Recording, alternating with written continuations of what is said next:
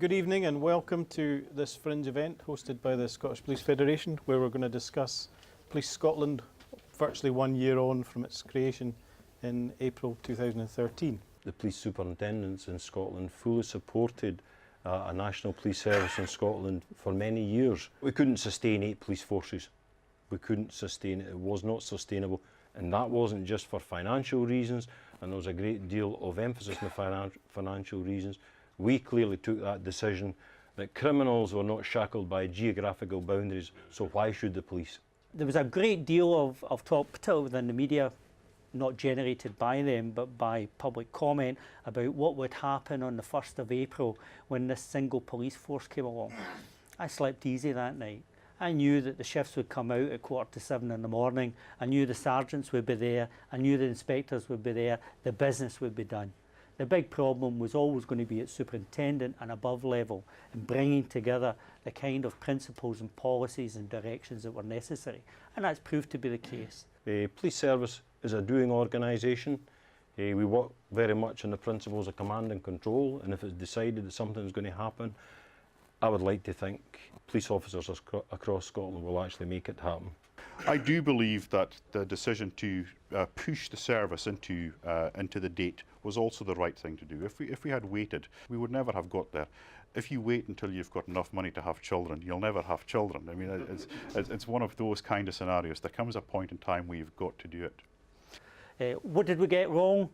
There should have been local accountability in place first, not last. That local committees, groups, boards, whatever you want to call them, didn't matter what name you gave them, but there should have been in place local groups who divisional commanders could be engaged with to know what they expected of this new service. Everything's been done from professional executive down the way, instead of it's a public service. What do we need to serve the public first, and then work back from that to reality? And that's been a weakness in the development. We do not see a massive outcry about dissatisfaction with the police service, but I certainly see the potential for one to develop.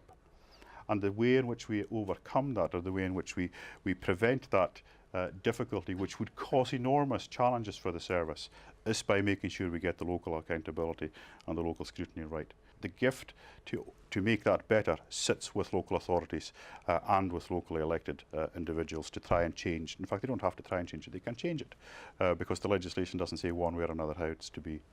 And I think that will be fundamentally important. Well, 1 year on, Police Scotland is delivering. I've absolutely no doubt it's delivering. Does it need change? Yes. Does it need to evolve? Yes. Did I think 1 year ago would be where we are now? No. I'm actually surprised in terms of how well things have actually settled in, but I think there's a great deal of room for optimism. I think there's been a great deal of success, and I'm certainly proud of everything in terms of policing that's actually been delivered in what was a very compressed timescale. Thank you very much.